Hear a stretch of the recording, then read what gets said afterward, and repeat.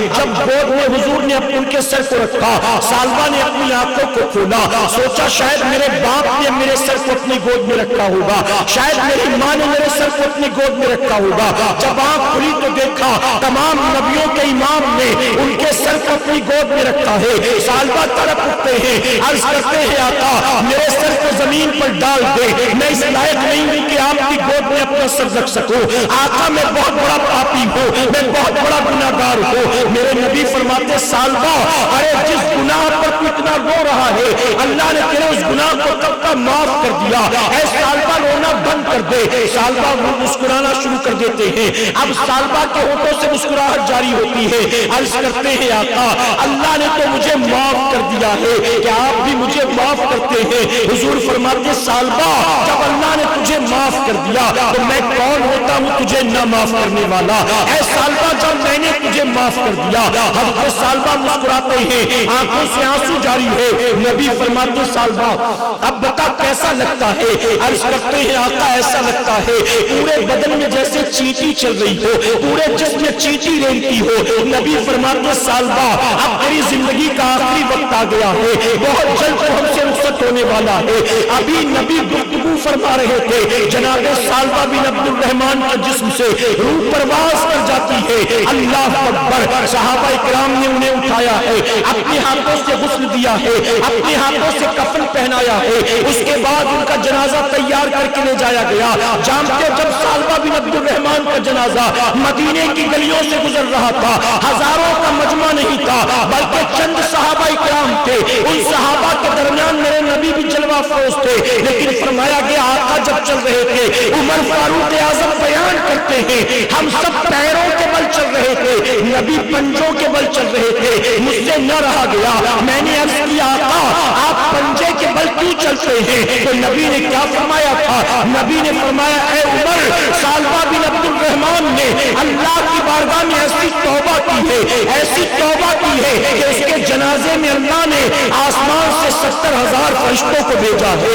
میں پنجوں کے بل اس لیے چل رہا ہوں کیونکہ جہاں دیکھو وہاں فرشتے ہی فرشتے نظر آتے ہیں۔ اے میری قوم کے جوانوں ذرا سوچو، وہ 16-17 سال کا جوان غلطی سے کسی عورت کے بدن پر نظر پڑ جاتی ہے تو اس کی توبہ کا حال کیا تھا؟ ہم تو یوٹیوب پر رات بھر ڈھونڈتے ہیں، کوئی ننگی ویڈیو مل جائے، کوئی ناچنے والی مل جائے، کوئی فاحشہ عورت مل جائے، اللہ اکبر یہ ہم کیا کر رہے ہیں؟ گویا اپنی آنکھوں کے لیے ہم جہنم کی آگ تیار کر رہے ہیں۔ میرے پیارے آقا کے پیروانوں، علماء نے بڑی پیاری بات لکھی ہے، آپ کبھی نہ کبھی جنازے میں تو شریک ہوئے ہوں گے، بتائیے ہے نا؟ جب قبر کو کھودتے ہیں تو اس میں سے سانپ نکلتا ہے، بچھو نکلتا ہے؟ نہیں، اس میں سے اونٹ کی گردن کے برابر بچھو کبھی دیکھے آپ نے؟ نہیں۔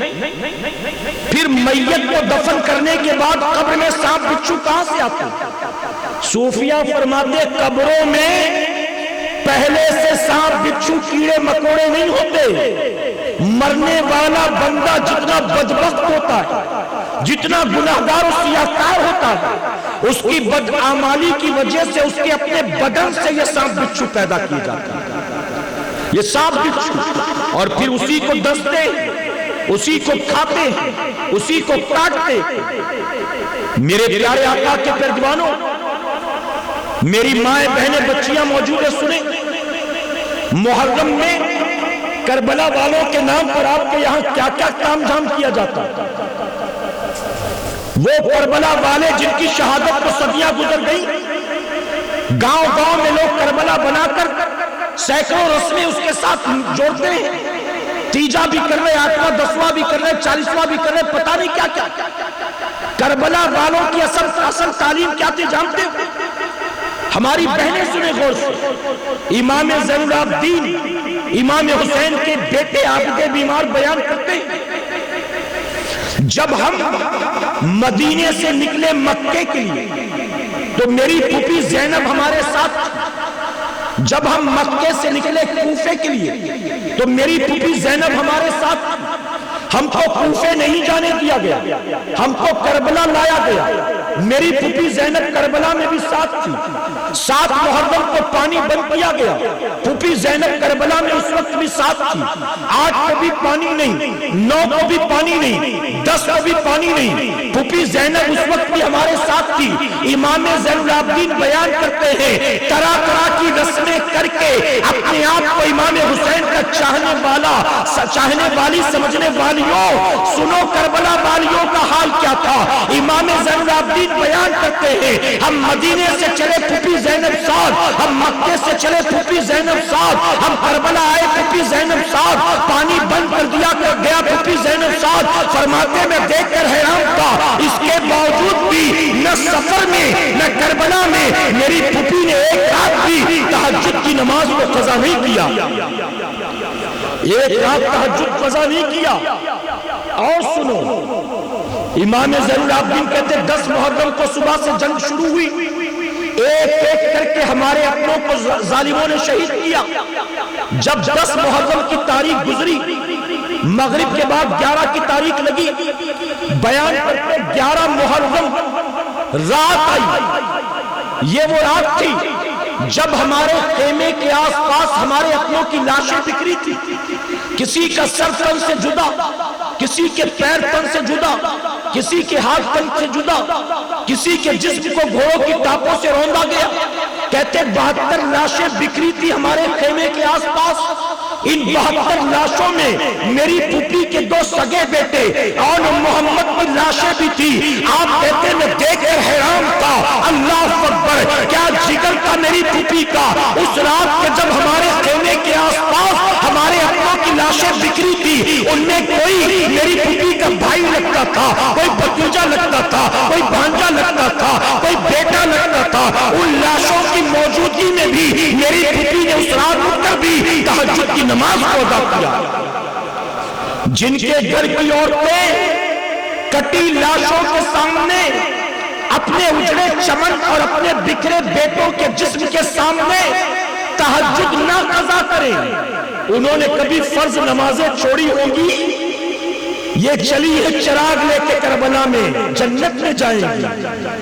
یہ چلی ہے لوبان اور اگربتی لے کر کربلا میں جنت میں جائیں گی.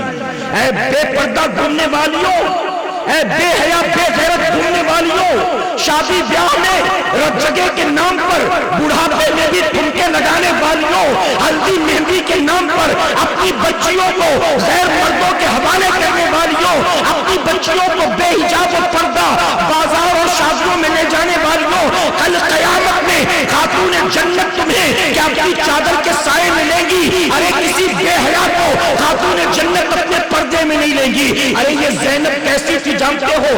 امام حسین کی بہن ہے اور محمد کی ماں ہے, امام زین العابدین کی پھوپھی ہے, خاتون جنت کی بیٹی ہے. ایک صحابی بیان کرتے ہیں میں زینب کے پڑوس میں 20 سال تک تھا. وہ کہتے ہیں میں نے زینب کو ارے کبھی پردے کے ساتھ بھی گھر سے باہر نکلتا نہیں دیکھا, کبھی پردے کے ساتھ بھی باہر نکلتا نہیں دیکھا.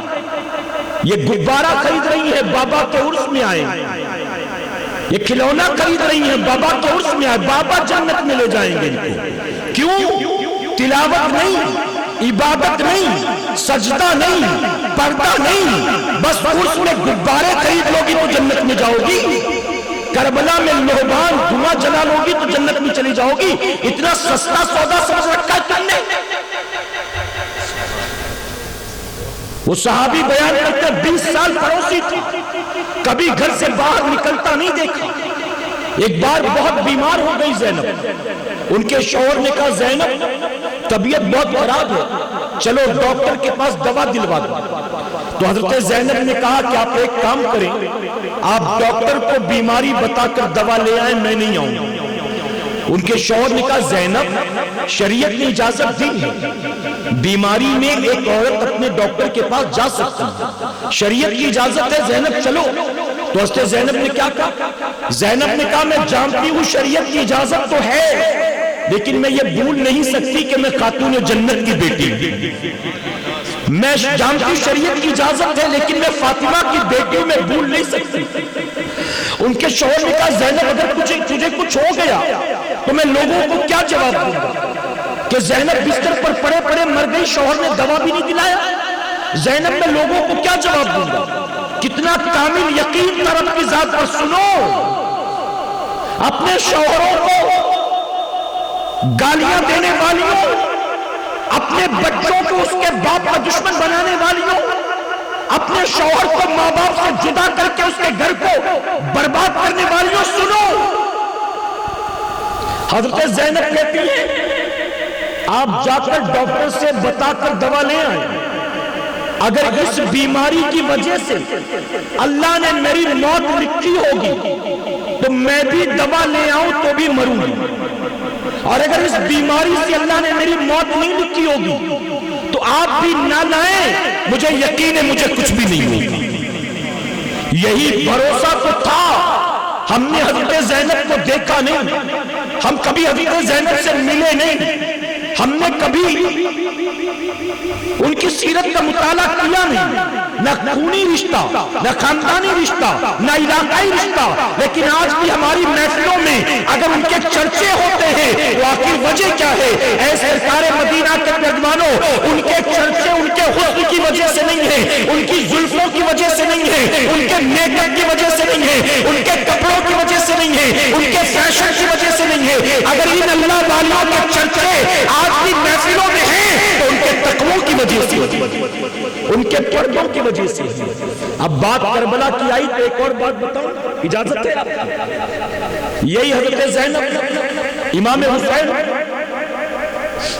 آپ تلوار لے کر سر پر امامہ باندھ کر جب خیمے سے نکلے کہ اب سارے مارے گئے اب مجھے جانا، جب خیمے سے نکلے تو آپ کی بہن زینب نے آپ کو پکڑ لیا، اور بہن زینب نے کہا میرے بھائی ابھی آپ کے بھانجے زندہ، ابھی میرے بیٹے اون محمد زندہ، اور میں اپنے بیٹوں کے ہوتے ہوئے آپ کو میدان میں نہیں جانے گا، پہلے میرے بیٹے جائیں گے اس کے بعد آپ. تو امام علی مقام نے کیا کہا تھا؟ امام حسین نے کہا زینب کیا کہہ رہی تجھے معلوم؟ میرے جیتے جی تیرے بیٹے شہید ہو جائیں؟ زینب یہ نہیں ہو سکتا. جانتے ہو بچے کس عمر کے تھے؟ ایک بچے کی عمر 7 سال، ایک کی 11 سال، اور بعض لوگوں نے لکھا ایک کی عمر 9 سال تھی اور ایک کی 11 سال. پھر بھی تو کم عمر بچے تھے کہ نہیں؟ کم عمر بچے. آج 11 سال کے بچے کو پیشاب کرنے کی تمیز نہیں، ماں باپ نے سکھایا نہیں، اور وہاں ماں کیا تعلیم دے رہی سنو. امام حسین کہتے ہیں بہن زینب میرے جیتے جی تیرے بیٹوں پر آنچ نہیں آئے گی، پہلے میں جاؤں. تو حضرت زینب کہتے ہیں کہ نہیں میرے بھائی، میرے بچے جب تک موجود رہیں گے میں آپ کو کربلا کے میدان میں یزیدیوں کے مقابلے نہیں جانے گا. امام حسین کہتے ہیں کہ زینب اگر تیرے بچے شہید ہو گئے تو کل قیامت میں میں بابا کو کیا منہ دکھاؤں گا، میں ماں فاطمہ کو کیا جواب دوں گا؟ بہن زینب کہتی کہ امام حسین میرے بھیا مجھے بھی وہی میدان قیامت یاد آتا ہے. اگر میرے بیٹے زندہ رہے اور آپ شہید ہو گئے اور نانا نے قیامت میں مجھ سے پوچھ لیا، زینب بہت محبت کرتی تھی حسین سے، اپنے بیٹوں کو سینے سے لگائے رکھا اور میرے بیٹے حسین کو شہید ہو جانے دیا، تو میں نانا کو کیا جواب دوں گی؟ اگر نانا نے مجھ سے کہا زینب بتا میں کس کی خاطر سجدہ طویل کرتا تھا، اور محمد کے لیے کرتا تھا کہ اپنے حسین کے لیے کرتا تھا، بہن زینب بتا میں کس کے منہ میں اپنی زبان کو ڈال کر اس کی پیاس بجھاتا تھا، اور محمد کے منہ میں ڈالتا تھا کہ حسین کے منہ میں ڈالتا تھا. اے زینب بتا تو بہن ہونے کا دعویٰ کرتی ہے اور تو نے حسین کو شہید ہو جانے دیا، اپنے بیٹوں کو سینے سے لگائے رکھا، اس لیے میرے بھائی پہلے میرے بیٹے جائیں گے اس کے بعد آپ کو جانے دوں گی. بڑی طویل روایت ہے. بہرحال امام حسین مان جاتے ہیں.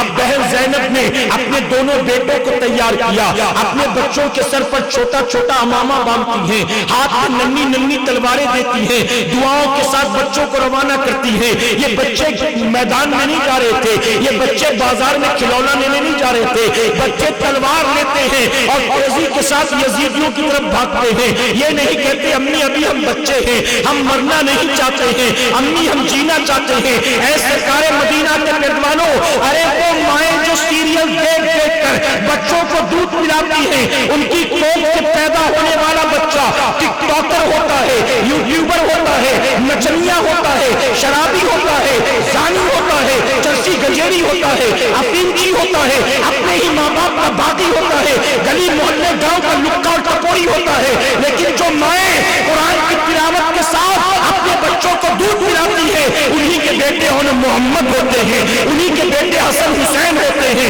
उन्हीं के बेटे सलाउद्दीन अय्यूबी होते हैं, उन्हीं के बेटे टीपू सुल्तान होते हैं, उन्हीं के बेटे मोइनुद्दीन अजमेरी होते हैं, उन्हीं के बेटे तो गौसे आजम होते हैं। मेरे प्यारे आका के पैदवानों, जब बहन ज़ैनब ने अपने बच्चों को रवाना किया, दोनों बच्चे नन्ही नन्ही तलवारें लेकर यजीदियों के मुकाबले पर दौड़ते हैं। ज़ैनब ने पर्दे खेमे का पर्दा हटाया, आवाज दी, बेटा ने मोहम्मद जरा रुको, वापस आओ। दोनों बच्चे रुक गए, पलट कर वापस आते हैं। अब जानते माँ ने क्या कहा? माँ ने कहा, मेरे बेटो गौर से सुनो, तुम्हारी माँ तुम्हें वसीयत करती है। मेरे बेटो, नाना ने ये फरमाया है, औलाद की जन्नत माँ के कदमों के नीचे होती है। मेरे बेटो, अगर तुम चाहते हो कि तुम्हारी माँ ज़ैनब तुमसे राजी हो जाए, तो मुझसे वादा करके जाओ, जब यजीदियों का तुम मुकाबला करोगे, एक भी वार पीठ पर नहीं लगेगा, हर वार सीने पर खाओगे। अगर तुमने सीने पर जख्म बर्दाश्त किया, तुम्हारी माँ तुमसे राजी होगी, अल्लाह तुम्हें जन्नत में दाखिल करेगा। बच्चों ने माँ से वादा किया। उसके बाद बच्चे रवाना होते हैं। अल्लाह अकबर, बच्चे थे, नन्ही नन्ही तलवारों से यजीदियों का मुकाबला करते रहे, यहाँ तक कि धीरे धीरे जब 2-4 यजीदियों को कत्ल किया, यजीदियों ने कहा, बज़ाहिर बच्चे हैं, अली के घर के शेर हैं, एक एक करके मुकाबला करना मुश्किल है, चारों तरफ से घेरो और इनको कत्ल करो। और मोहम्मद को शहीद कर दिया गया। इमाम हुसैन जाते हैं, अपने भांजों के लाशें उठाकर लाते हैं, खेमे के बाहर रख दिया और कहा, ज़ैनब तुझे मुबारक हो, अल्लाह ने तेरा तोहफा कबूल कर लिया। अल्लाह अकबर। बहन ज़ैनब बाहर निकलती है, अपने बच्चों की लाशों को देखती है, गिरियोजारी नहीं करती, आहो भुक्का नहीं करती, नोहा मर्सिया मातम नहीं करती, अपने बच्चों की लाशें देखती है, अल्लाह का सजदा अदा करती है और अल्लाह की बारगाह में अर्ज़ करती है, अल्लाह मेरा अपना सब तोहफा तूने कबूल कर लिया, तेरा बेपनाह करम और एहसान है। ए अल्लाह, आज मेरे बेटों ने तेरे दीन की बका के लिए अपनी गर्दन को कटाकर क़यामत तक की जिंदगी पाली है। आज मेरे बेटों ने जामे शहादत पी कर मुझे भी क़यामत तक के लिए जिंदा कर दिया है। अब क़यामत तक दुनिया के किसी कोने में जब भी करबला का जिक्र किया जाएगा, मेरे बेटों का भी नाम लिया जाएगा, उनकी माँ को भी याद किया जाएगा। अल्लाह अकबर। आप जरा सोचे, वो कैसी माएँ थी, अपने बच्चों को सीने से लगाकर कुर्बानी से बचाती नहीं थी, अपने बच्चों को अल्लाह रसूल के नाम पर कटाकर अल्लाह का शुक्र अदा किया।